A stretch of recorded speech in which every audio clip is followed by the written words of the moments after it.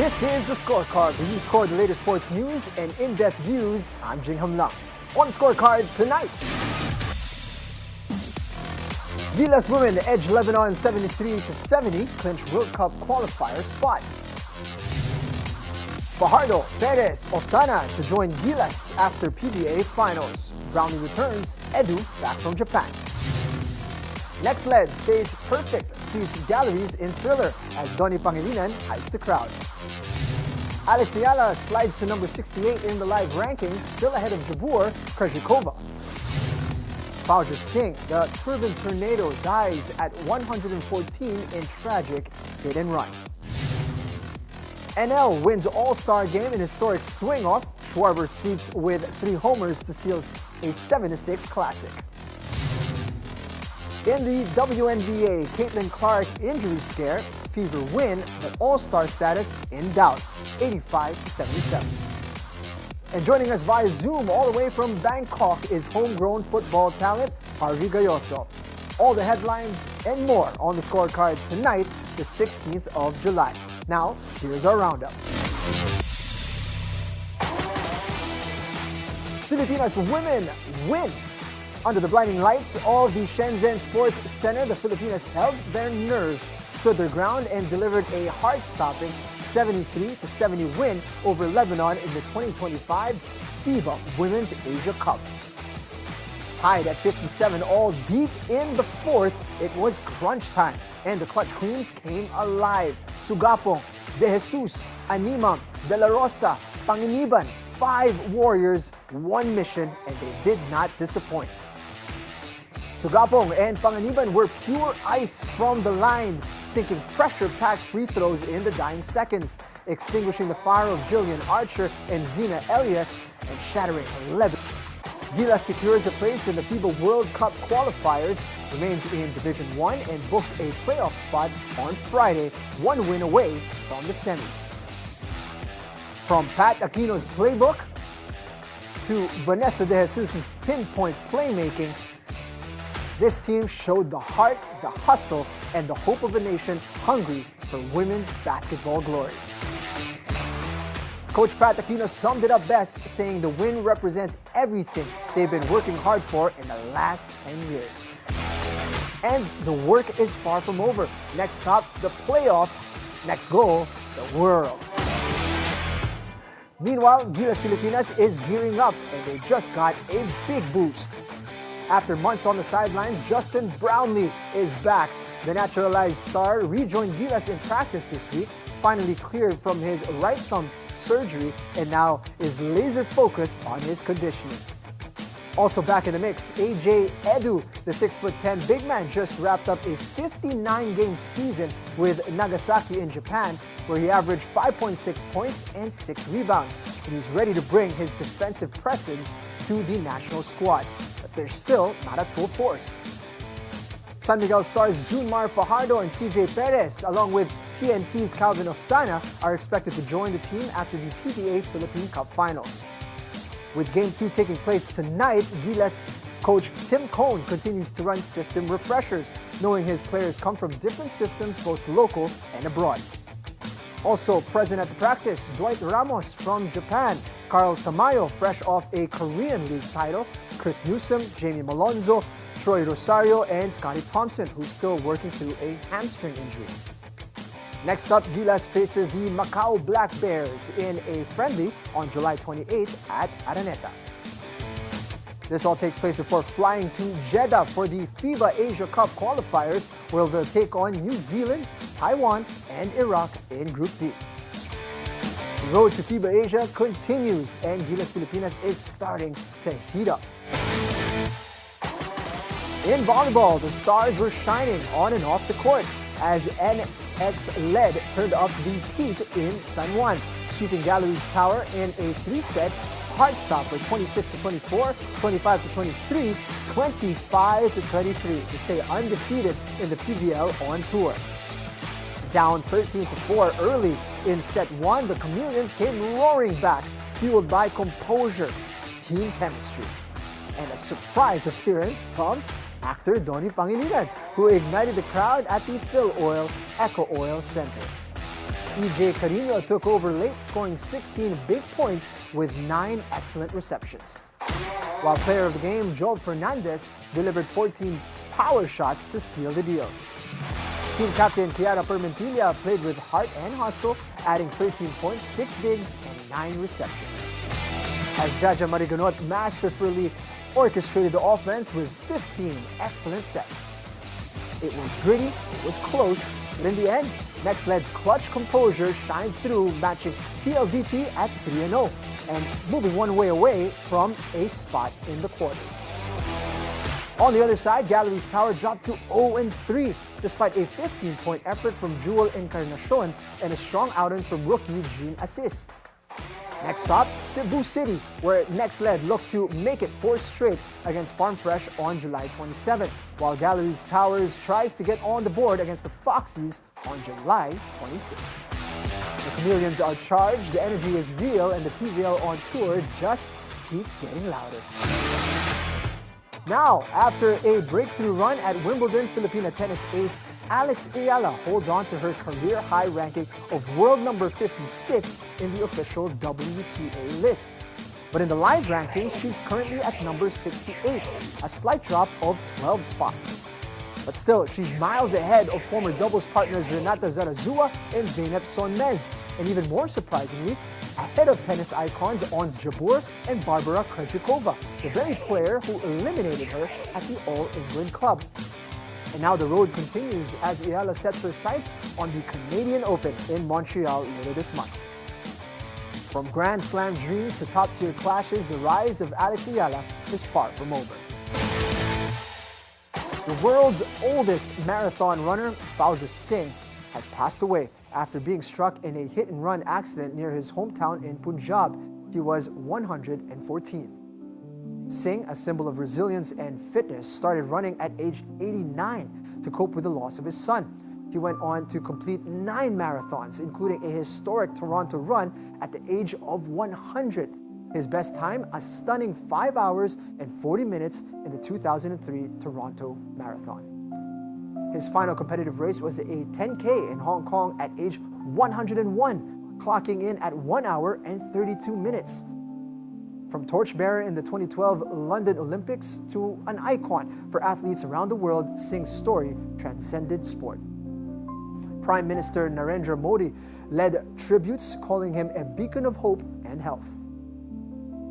His shoes may be retired, but Fauja Singh's spirit will keep running through time. It was baseball history unlike any other, a midsummer classic decided not by extra innings, but by a home run swing-off for the ages. In Atlanta, fans witnessed the unthinkable. The National League edged out the American League in the 2025 MLB All-Star game 7-6 in a thrilling, never-before-seen home run swing-off that felt straight out of a video game. Kyle Schwarber turned into a human firework display, blasting 3 straight homers in his allotted swings to power the NL to victory. Tampa Bay's Jonathan Arandra had the last swing for the AL, but his fly ball stayed in the yard, sparking celebration from the senior circuit. Schwarber, perfect at the plate in a swing-off, took home MVP honors. This marked only the second NL win in the last 12 Midsummer Classics and the first All-Star game ever settled by a 6-man derby duel. The NL's 4 homers from Stowers and Schwarber were enough to outmuscle the AL's 3. From Rooker and Arozarena, while Pete Alonso never even needed to step in. From 6-0 NL lead to a 6-6 deadlock to a final that felt like a legendary wiffle ball game come to life, this All-Star game rewrote baseball's playbook, one swing at a time. And as the fireworks exploded over Truist Park, there was only one thing left to say. This was a game hammering Hank himself would have loved. In Boston, Caitlin Clark ignites late, then limps off with a groin scare just days before her All-Star homecoming in Indianapolis. Clark started slow, struggled from deep, but came alive when it mattered most, scoring 9 straight points to propel the Fever past the Connecticut Sun 85-77.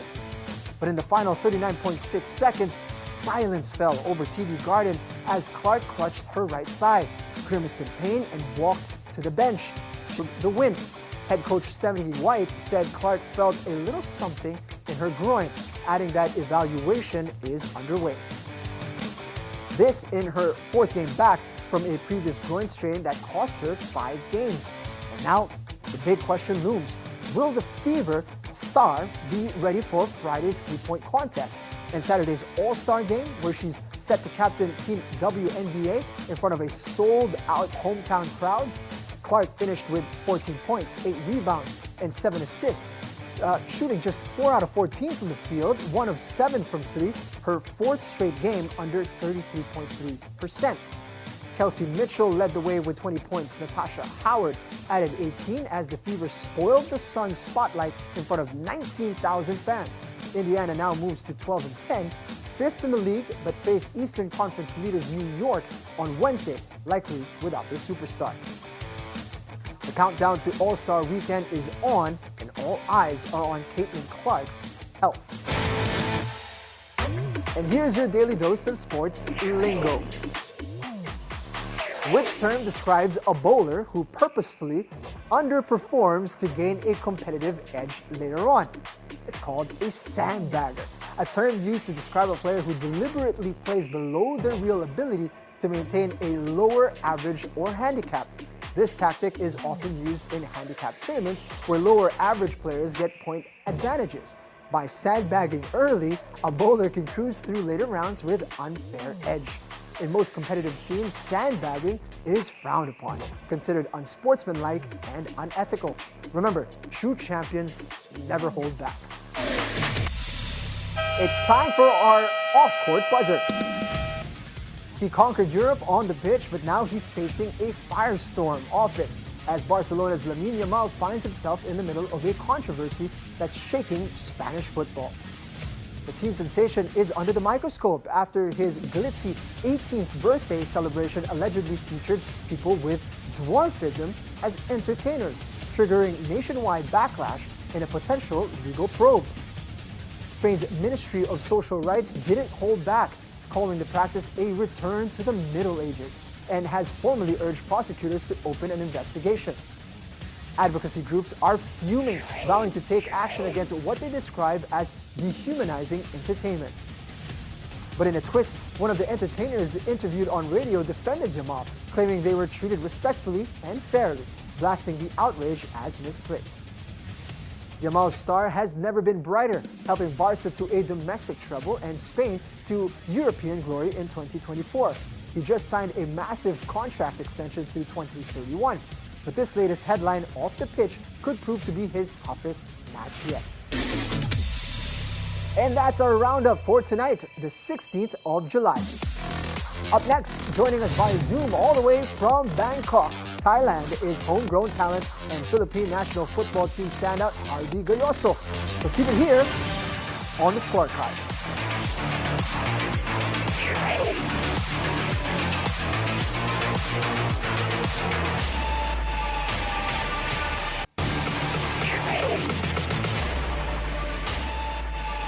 Welcome back to the Scorecard. He is a homegrown talent who is now going to showcase his football prowess on the pitch with the Bangkok FC. A proud member of the Philippine national football team and a former UAAP superstar, joining us via Zoom all the way from Thailand. Please welcome to the Scorecard, Jarvey Gayoso. How are you, Jarvey? Hey, Jing. Man, thank you for taking the time to join us. I know you're settling in over there in Bangkok with the family. How are things going on over there? It's been really good. We were able to settle in. Had my family, my wife and my baby fly in already, so they've been able to settle in, and we found a really good place close to the stadium. And from here, the work begins. The club has been really welcoming, and it's just a good environment to be around. Congratulations on the move to Thailand. I know it's been a long time coming for you. There were rumors a few years back that you were going to make your move to Thailand. That got stalled, and since then you've had an amazing run You've topped the scoring charge here in the PFL. You moved to Cambodia, scored 14 goals over there. You scored in the Mitsubishi Electric Cup for the Philippine men's national team, and now here you are in Thailand. What about this move to Thailand is so special for you, and what makes it so compelling that you've finally been able to complete this transfer over to Bangkok? As you said, it's been years in the making, and it's always just been a dream of mine to play in Thailand. When you talk about Thailand, even just around Southeast Asia, you know that they live and breathe football. So it's really a good environment to be in. The exposure of just football everywhere, and everybody just loves football. It pushes you. You feel like you're in the right place to work hard and to do what you can, and to just be the best and to make the most out of every opportunity. So I was actually talking to my wife, and she said, "Do you remember the days when you were actually just praying for this opportunity, and now you're here?" And it just reminded me again of all the hard work that I've put in to get here and to get in my journey. And I'm just proud, and I'm definitely not gonna waste this opportunity. I know you're a man of God and that you believe in God's timing.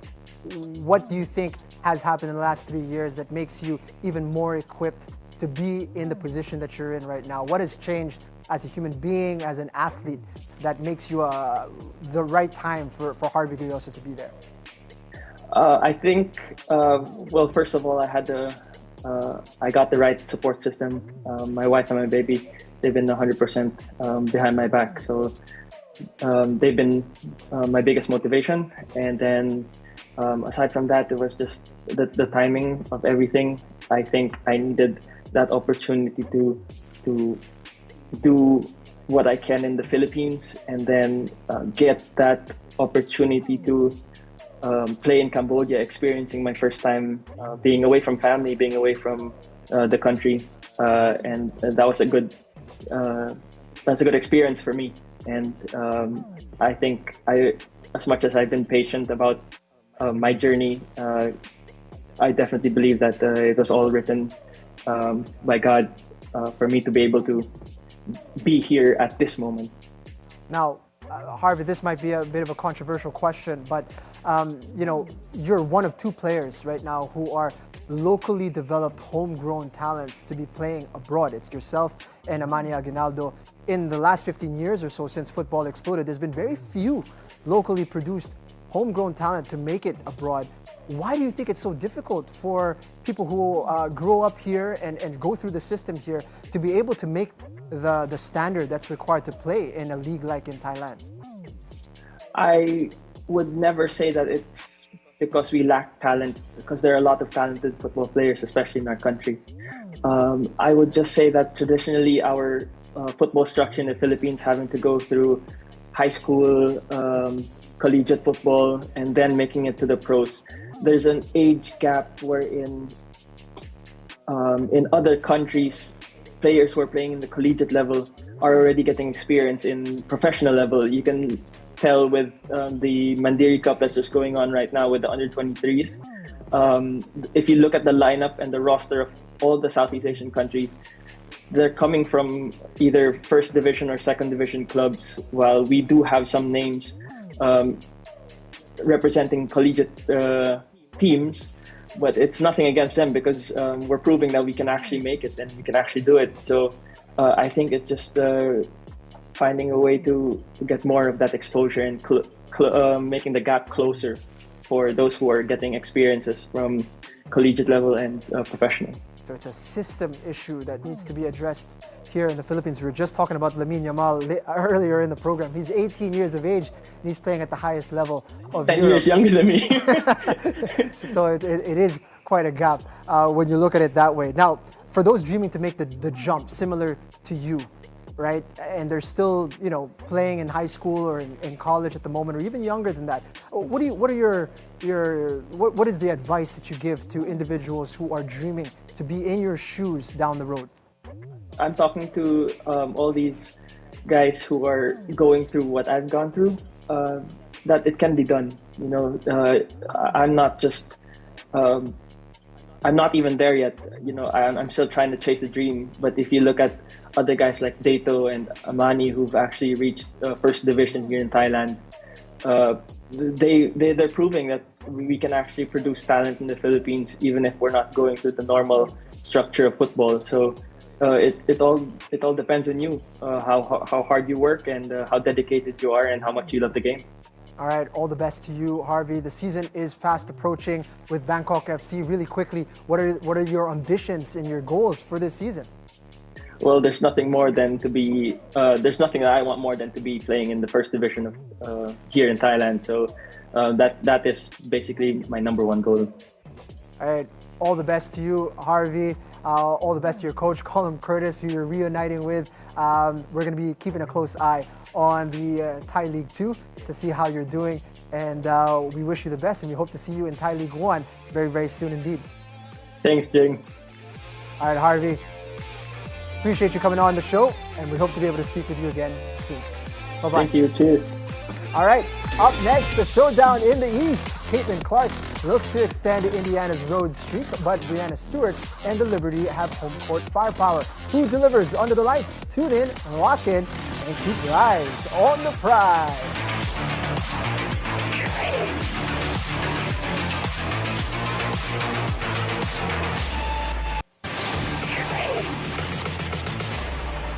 Welcome back to the Scorecard. Now it's time to keep your eyes on the prize.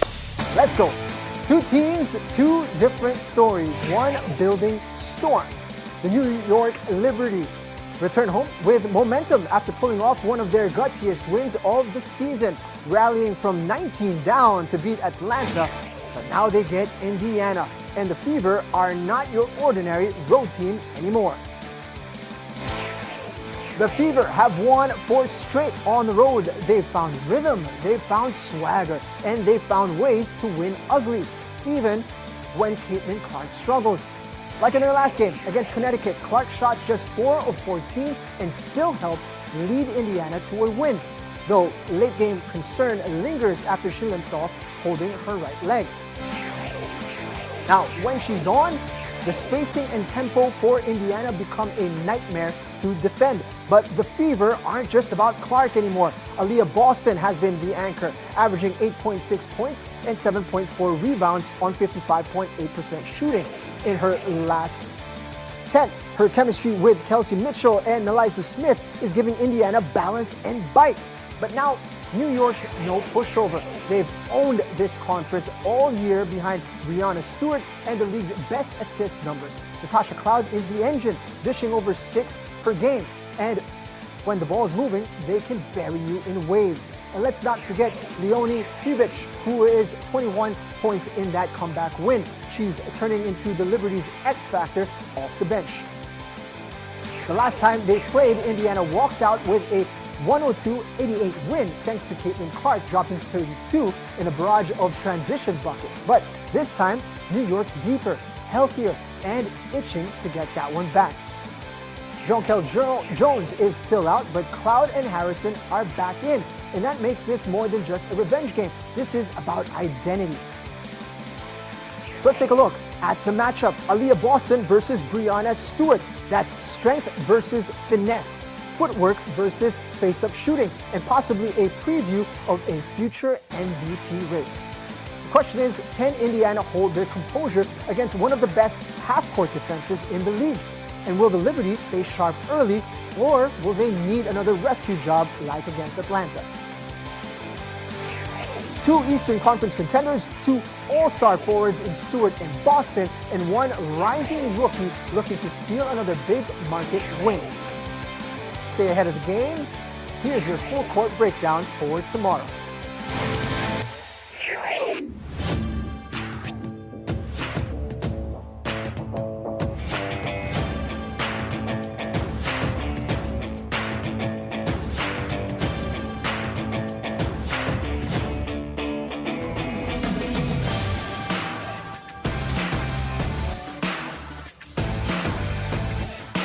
And that's a wrap on our Eastern Clash preview.